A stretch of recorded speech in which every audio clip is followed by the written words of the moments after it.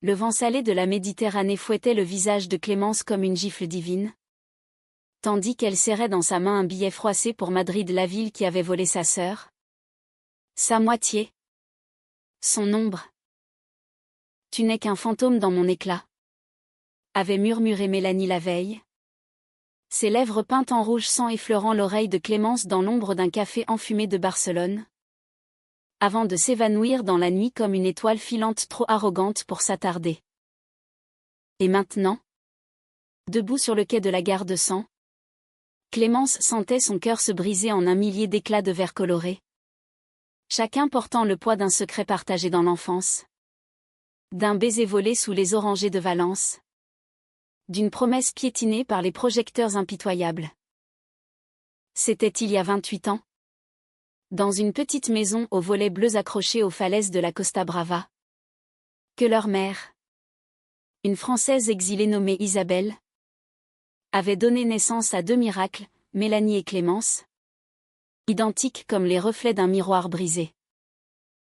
Leur père, un pêcheur catalan bourru du nom de Ravière, les avait élevés au rythme des vagues et des guitares flamencas, ignorant les murmures des villageois qui voyaient en elles non pas des enfants, mais des augures, l'une pour la gloire, l'autre pour le scandale.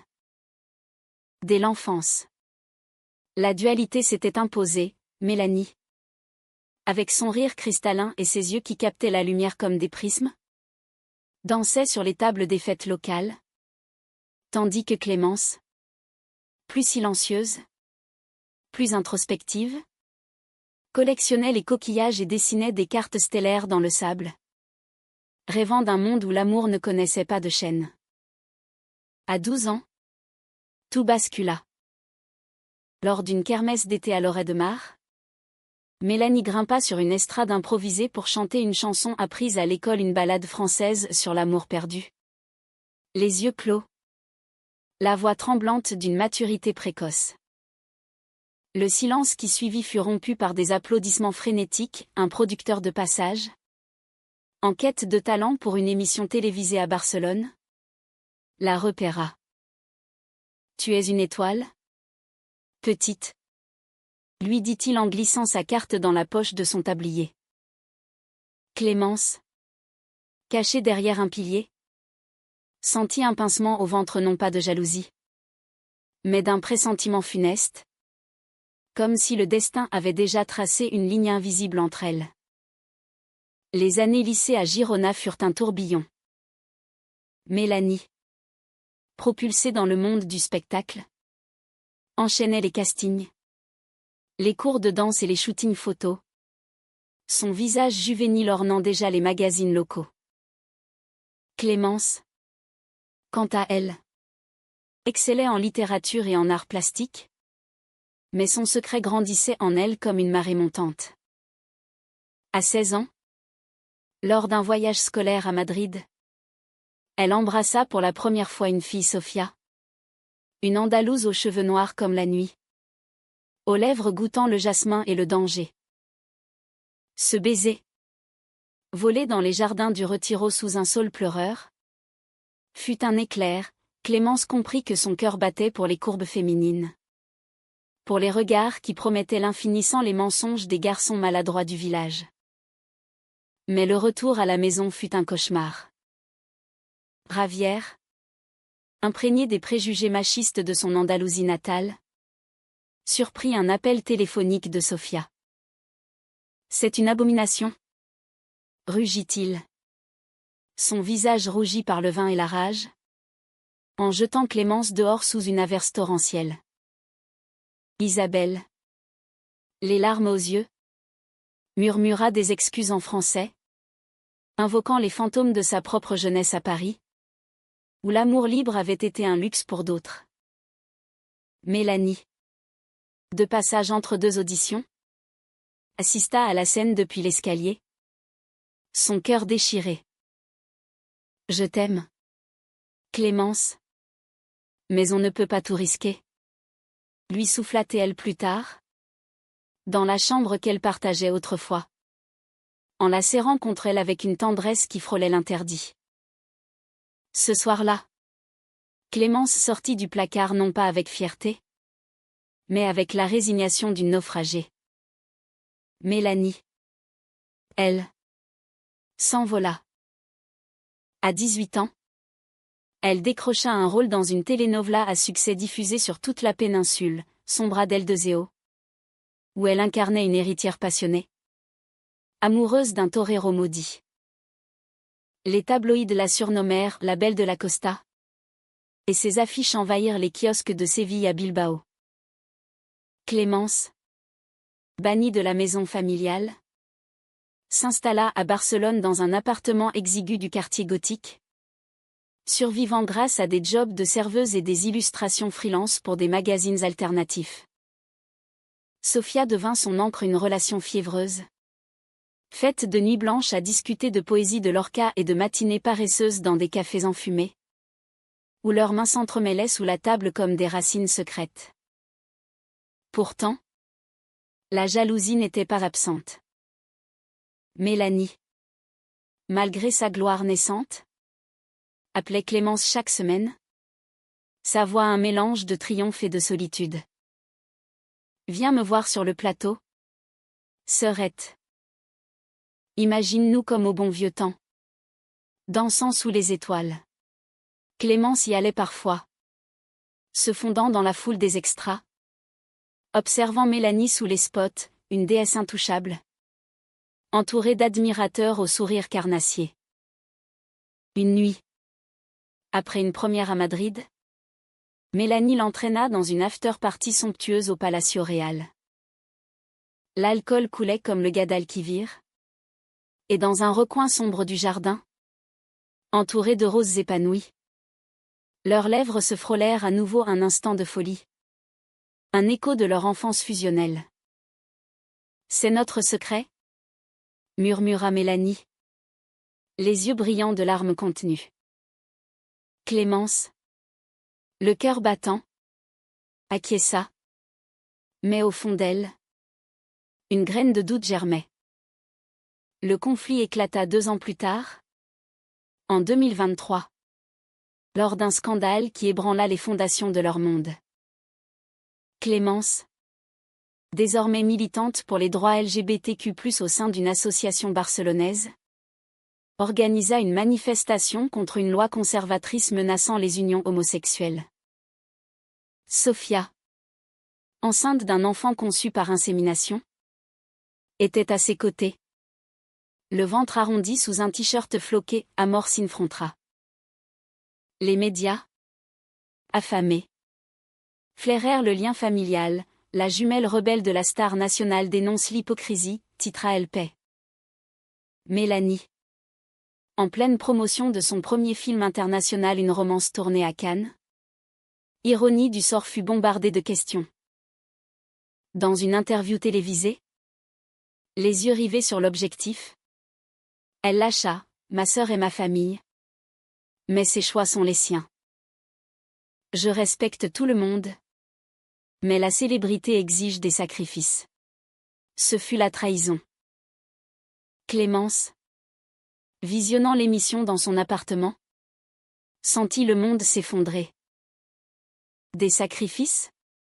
Les miens? Tu veux dire? Hurla-t-elle au téléphone, la voix brisée. Mélanie, en duplex depuis Paris, balbutia, c'est pour nous protéger. Clémence, imagine si on nous lit dans la boue. Mais le mal était fait. Les tabloïds s'emballèrent, Mélanie renie sa sœur lesbienne. Clémence devint un tabou. Un fantôme évité dans les dîners familiaux que Ravière imposait encore. Malgré tout. Sofia, blessée par les insultes en ligne, fit une fausse couche stressante. Et Clémence, veillant sur elle dans une clinique anonyme de Badalona, jura de couper les ponts. Pourtant, l'amour, ce traître romantique, ne se laissait pas effacer si facilement. 8 mois plus tard, en automne 2024, Mélanie revint en Espagne pour un festival de cinéma à Sitges. Elle traqua Clémence jusqu'à un petit bar lesbien du Raval, où les vinyles de Dalida tournaient en boucle. Assise à une table collante, sous les guirlandes de lumière tamisée, elles se regardèrent pour la première fois depuis des mois. Mélanie, amaigrie par les régimes des plateaux, tendit une main tremblante. « Je suis désolée. J'ai eu peur de te perdre dans mon ombre. Peur que notre vérité nous engloutisse. » Clémence, les yeux rougis, murmura, « Et moi? J'ai eu peur de t'aimer trop. Au-delà des chaînes du sang. » Leur réconciliation fut un feu lent, des promenades nocturnes le long de la Rambla. Des confidences chuchotées sur les toits de la Sagrada Familia, où les tours de Gaudí semblaient des cathédrales païennes dédiées à l'amour interdit. Sofia, guérie mais prudente, observa de loin, acceptant cette sœur ombre avec une grâce andalouse. Mais le destin, ce farceur catalan, réservait un dernier coup. Lors d'une soirée privée à la Casa Batlló, un paparazzi surprit Mélanie et Clémence dans un éclat de rire complice, un geste innocent. Une étreinte fraternelle. Les photos, floues mais accusatrices, firent la une. Inceste ou illusion? Le secret des jumelles dorées. Le scandale fut un ouragan. Ravière claqua la porte de la maison familiale pour de bon. Isabelle s'enfuit à Paris, le cœur en miettes.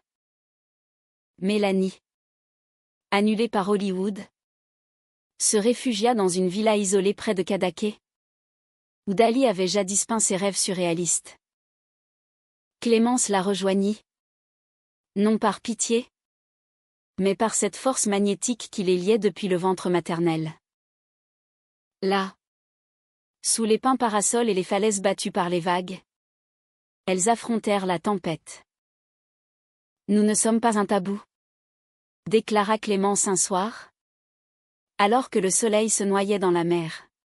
« Nous sommes une histoire, la nôtre, entière et vraie. » Les jours à Cadaqués s'étiraient comme un poème de Verlaine, languide et imprégné d'iode, où le temps semblait suspendu entre le bleu du ciel et le gris des remords. La villa, un ancien atelier d'artistes aux murs blanchis à la chaux, croulait sous les toiles inachevées que Clémence avait rapportées de Barcelone, des portraits abstraits de femmes enlacées, leurs corps fondus en ombre douce, évoquant les nus de Modigliani mais avec une tendresse plus viscérale, plus espagnole dans leur courbe andalouse. Mélanie, privée de ses strass et de ses spotlights, errait pieds nus sur les terrasses en pierre, un verre de cava à la main, observant les mouettes qui planaient comme des souvenirs éphémères. « Tu sais, j'ai toujours envié ta liberté, » avoua-t-elle un matin, alors qu'elle partageait un petit déjeuner de figues fraîches et de fromage de chèvre, face à la baie où Port-Liga somnolait sous un voile de brume. Clémence, les cheveux noués en un chignon lâche, leva les yeux de son carnet de croquis. « Ma liberté? C'est une cage dorée que j'ai forgée moi-même. Mélanie. Toi, au moins, tu as illuminé le monde, moi. Je n'ai que des éclats dans le noir. » Leur conversation glissa alors vers les abysses, comme ces courants sous-marins qui charrient les secrets des épaves. Mélanie parla de ses nuits solitaires à Madrid, des amants éphémères qui laissaient un goût de cendre, des acteurs aux mâchoires carrées, des réalisateurs aux promesses creuses. Il me touchait comme un trophée, pas comme une femme. Et toi? Avec Sofia. Est-ce que c'est différent? Clémence hésita, le cœur serré par le souvenir de la perte. Sofia avait quitté Barcelone pour Séville, emportant leurs rêves d'enfant avec elle, invoquant la nécessité de guérir loin des flashs et des ragots. C'était comme danser un flamenco, passionné, mais écorché. Les femmes. Mélanie. Elle voit l'âme avant la peau. Mais après le scandale, tout s'est fané. Un silence s'installa. rompu seulement par le clapotis des vagues contre les rochers en contrebas. Mélanie posa sa main sur celle de sa sœur. Un geste si naturel qu'il en devenait dangereux, leurs doigts s'entrelacèrent. Chaud et familier. Comme dans ces jeux d'enfance où elles se tenaient la main pour défier les orages. Ce fut le début d'une intimité nouvelle, tissée de fils invisibles. Elles passaient les après-midi à peindre ensemble, Mélanie, maladroite mais enthousiaste, barbouillait d'étoiles de couleurs vives, tandis que Clémence guidait sa main, leur corps se frôlant dans l'atelier exigu. Regarde. Comme ça, une courbe douce. Comme le dos d'une amante sous la lune, murmurait Clémence, son souffle effleurant la nuque de Mélanie. La nuit. Elle dormait dans le même lit king size, invoquant la fatigue des âmes blessées. Leurs jambes entremêlées dans un sommeil chaste mais chargé d'électricité. Clémence se réveillait souvent en sueur, hantée par des rêves où la frontière entre sœur et désir s'effaçait, où le tabou devenait une symphonie baudelairienne de plaisir défendu. Dehors, le monde grondait encore. Les réseaux sociaux, ces vipères modernes, vomissaient leur venin, jumelles tabou trending à des milliers de fois. Avec des mèmes moqueurs et des théories conspirationnistes dignes d'un roman de Zafon. Un producteur parisien, ancien mentor de Mélanie, lui envoya un mail laconique: « Reviens, ma belle. Oublie cette folie espagnole, Paris t'attend avec des bras ouverts. » Mais Mélanie, pour la première fois, déchira le message. « Je ne suis plus une marionnette ?» confia-t-elle à Clémence lors d'une promenade sur le sentier côtier, où les genêts jaunes fleurissaient comme des soleils miniatures. « Avec toi, je respire enfin. » Pourtant, la trahison n'était pas morte, elle couvait, prête à renaître sous une forme plus insidieuse. Ravière, leur père, réapparut un soir d'octobre, sa silhouette voûtée se découpant dans l'encadrement de la porte comme un fantôme de la Costa Brava. Les cheveux grisonnants, les mains calleuses encore imprégnées d'odeur de poisson. Il balbutia des excuses en catalan matiné de Castillan: « Fille. J'ai été un idiot. Isabelle m'a quitté pour de bon. Et sans vous, Clémence. » Le cœur durci, le fit entrer. Mais Mélanie, plus impulsive, explosa: « Tu nous as jetés comme des rebuts. Et maintenant, tu reviens parce que le monde te ricane au nez ?» La dispute s'enflamma comme une mistralade. Ravière accusant Clémence d'avoir empoisonné la famille avec ses caprices de parisienne, et Mélanie de l'avoir vendue pour sa carrière. Au milieu des cris, Clémence s'effondra en larmes, révélant pour la première fois l'étendue de sa douleur: « Je vous aimais tous. Mais l'amour n'est pas une prison. » Ravière partit au lever du jour, laissant derrière lui une bouteille de brandy vide et une lettre froissée: « Pardonnez-moi. Je ne suis qu'un vieux pêcheur perdu en mer. » Ce geste fissura la carapace de Mélanie, qui passa la journée à errer sur la plage, ramassant des galets lisses comme des promesses brisées. Clémence la rejoignit au crépuscule, et sous la pluie fine qui s'annonçait, cette même pluie qui avait jadis scellé leur enfance. Elles s'assirent dos à dos sur le sable humide. « On est des jumelles, pas des ennemis, » murmura Clémence. Mélanie se tourna. Ses yeux verts embués. « Alors ? Soyons entières. Ensemble. » La romance naquit ainsi. Non dans un feu d'artifice, mais dans une braise persistante. Un soir, après un dîner de paella aux fruits de mer cueillis par Ravière des années plus tôt, elles dansèrent sur la terrasse au son d'un vieux gramophone jouant La vie en rose. Les corps se rapprochèrent, hésitants d'abord, puis fluides comme l'eau de source. Le baiser qui suivit fut un raz-de-marée, lèvres salées par les larmes et la mer, mains explorant les contours familiers avec une nouveauté vertigineuse. C'est nous contre le monde. Haleta Mélanie. Tandis que Clémence, les doigts dans ses cheveux, répondait d'un gémissement étouffé. Leur nuit fut une tapisserie de sensations peau contre peau. Murmures en français et en espagnol entremêlés. Un amour qui transcendait le sang pour toucher l'universel. Mais le paradis est éphémère. Surtout en Espagne où les ombres s'allongent vite. Sofia, revenue inopinément de Séville avec une valise et un regard hanté, frappa à la porte 2 semaines plus tard. J'ai lu les rumeurs. Et vu les photos. Clémence. Est-ce que c'est vrai? La confrontation fut un poignard dans le ventre, Sofia, les yeux flamboyants de jalousie et de deuil, accusa Clémence de l'avoir trahi pour un mirage incestueux. Mélanie, pâle comme un spectre, tenta de s'interposer. Ce n'est pas ce que tu crois, c'est de l'amour pur?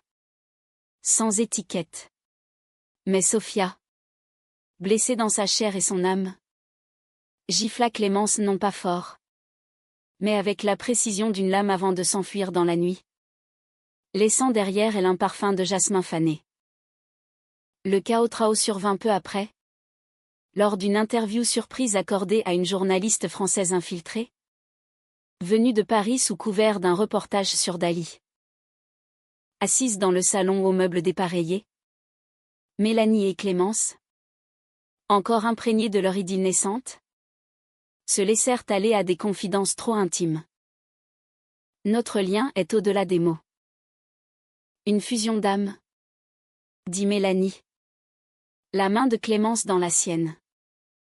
L'article, publié dans Le Monde, fut un séisme, les jumelles dorées, un amour au bord du tabou. Les conséquences furent immédiate annulation de contrat pour Mélanie, menaces anonymes pour Clémence, et un appel désespéré d'Isabelle depuis Montmartre, revenez. Mes amours. La France vous protégera. La fuite vers Paris fut une odyssée chaotique. Un train de nuit depuis Figueres, où les lumières de la frontière franco-espagnole clignotaient comme des avertissements divins. Clémence, le visage pressé contre la vitre froide, revoyait en flash la Costa Brava, les orangers en fleurs de leur enfance. Les vagues indomptables de Cadaqués. Le lit défait où leur amour avait pris racine. Mélanie, assoupie contre son épaule, marmonnait dans son sommeil des répliques de films oubliés, sa main serrant celle de Clémence comme un talisman. Et si on n'était que des ombres l'une pour l'autre? Murmura Clémence à l'aube, alors que le TGV filait vers la capitale des Lumières. Mélanie s'éveilla. Les yeux cernés, alors? Soyons la plus belle des illusions. Montmartre les accueillit comme une vieille amante capricieuse, ruelle pavée luisante de pluie automnale. Odeur de croissant chaud mêlée à celle de la Seine voisine. Et Isabelle, leur mère, les serrant dans ses bras maigres sur le seuil d'un appartement haussmannien au plafond. Mes filles. Mes étoiles perdues. Sanglota-t-elle, en les couvrant de baisers parfumés à la lavande de Provence. L'appartement. Un cocon de velours rouge et de livres jaunis Baudelaire côtoyant Cervantes, devint leur sanctuaire temporaire. Isabelle, ancienne professeure de littérature à la Sorbonne, les enveloppa d'une tendresse maternelle tardive, cuisinant des ratatouilles et racontant des anecdotes de sa jeunesse rebelle, à Paris. L'amour est une révolution? Pas un crime. Pourtant, la paix était fragile. Les médias français, plus subtils mais tout aussi voraces que leurs cousins ibériques, flairèrent le scandale transfrontalier. Libération titra, des jumelles espagnoles, l'amour au-delà des tabous familiaux. Des photographes campèrent devant l'immeuble. Leurs flashs comme des éclairs dans la nuit parisienne.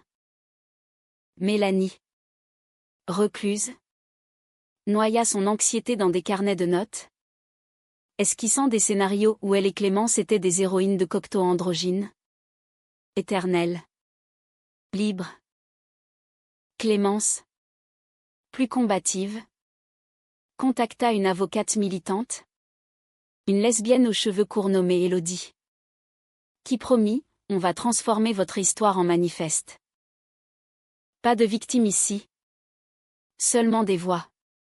Leur amour, dans ce nouveau décor, fleurit d'une manière inattendue, imprégné de l'élégance française, promenade main dans la main le long de la Seine au crépuscule, où les ponts illuminaient leurs reflets comme des miroirs d'eau, dîner aux chandelles dans des bistrots de Belleville, où elle se racontait des poèmes de Rimbaud entre deux verres de Bordeaux, nuit d'amour paresseuse, où les corps s'entremêlaient sous des draps de lin fin, explorant les contours de l'autre avec une révérence presque sacrée.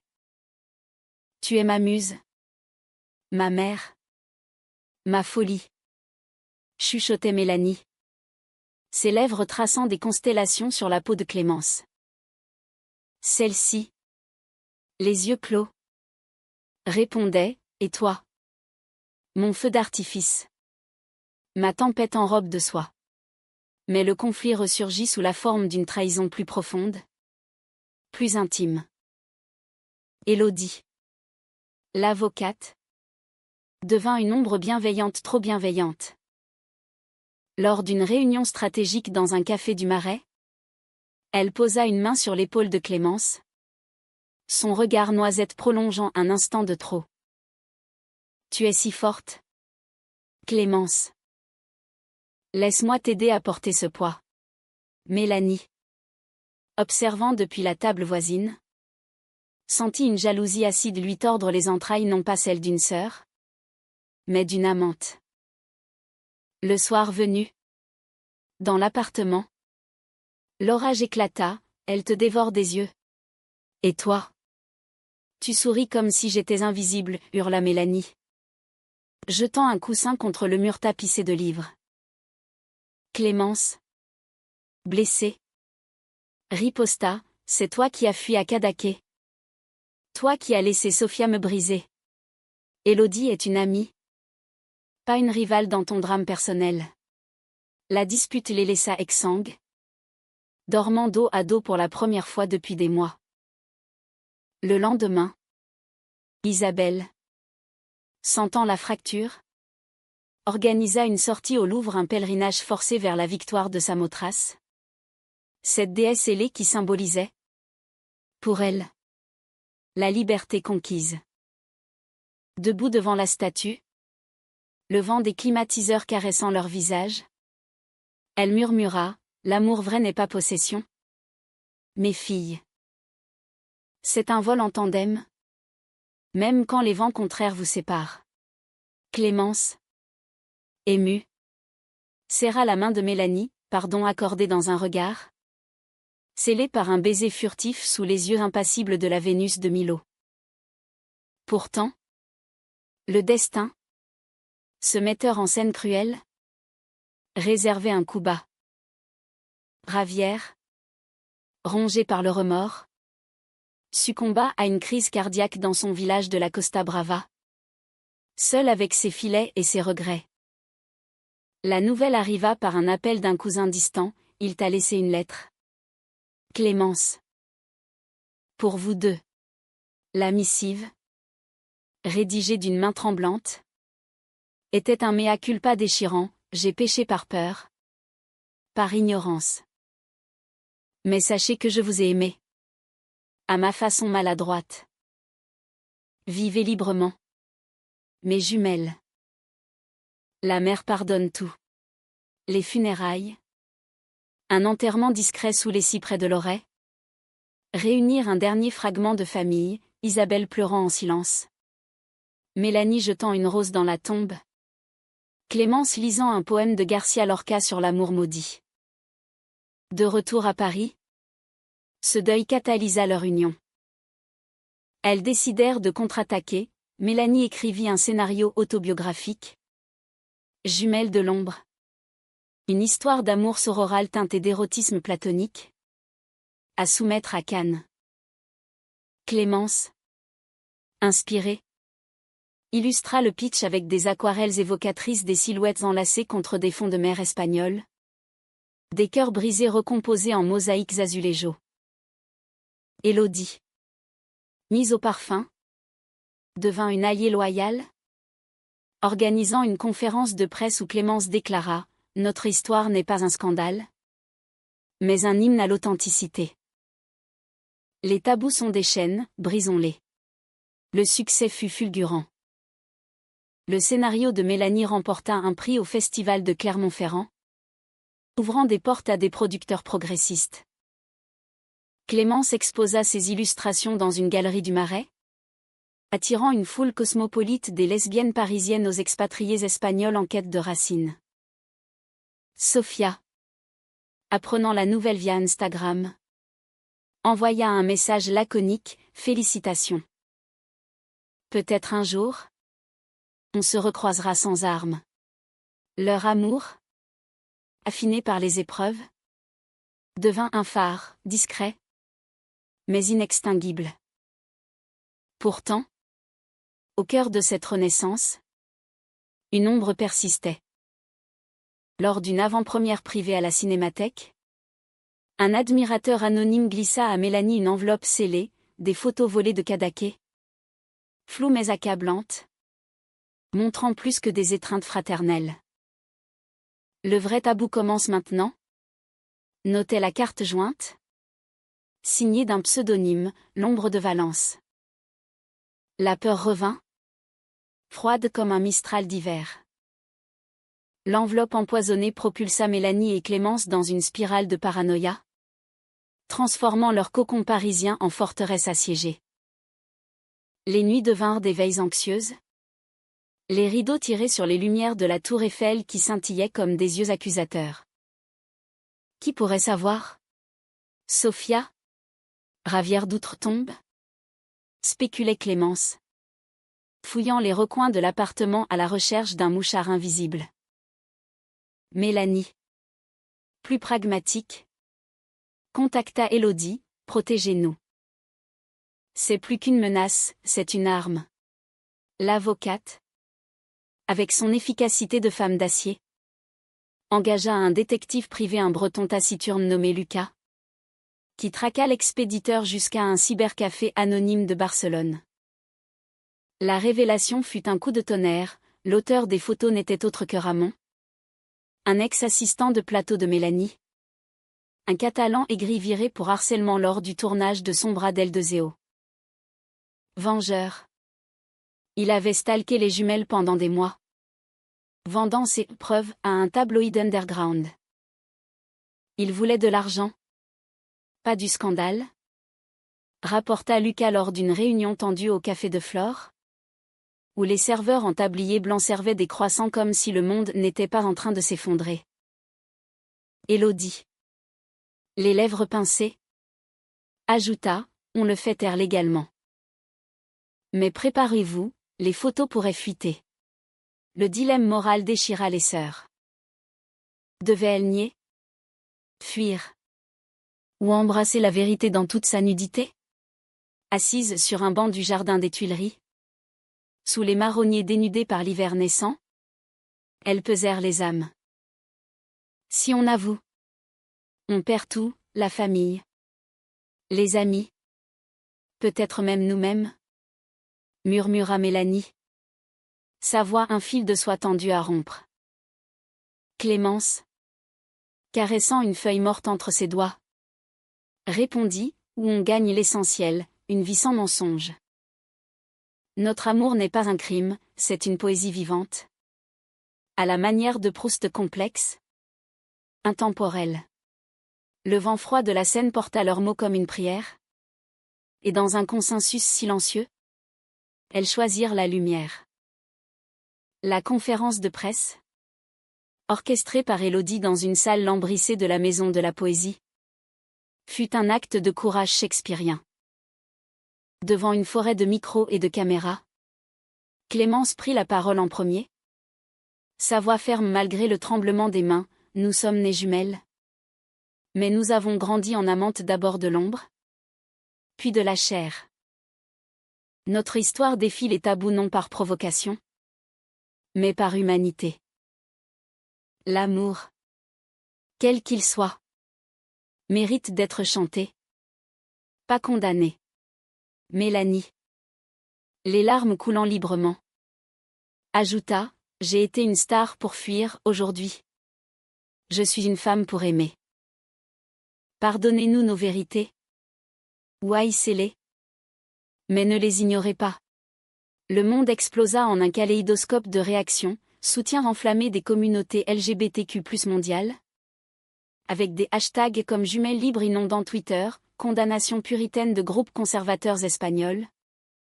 Invoquant la décadence française, et miracle inattendu. Un message d'Isabelle sur l'estrade, mes filles sont mon orgueil. Laissez-les briller. Sofia. Depuis Séville. Posta une photo d'elle et de son nouveau-né adoptif. Légendé, l'amour guérit.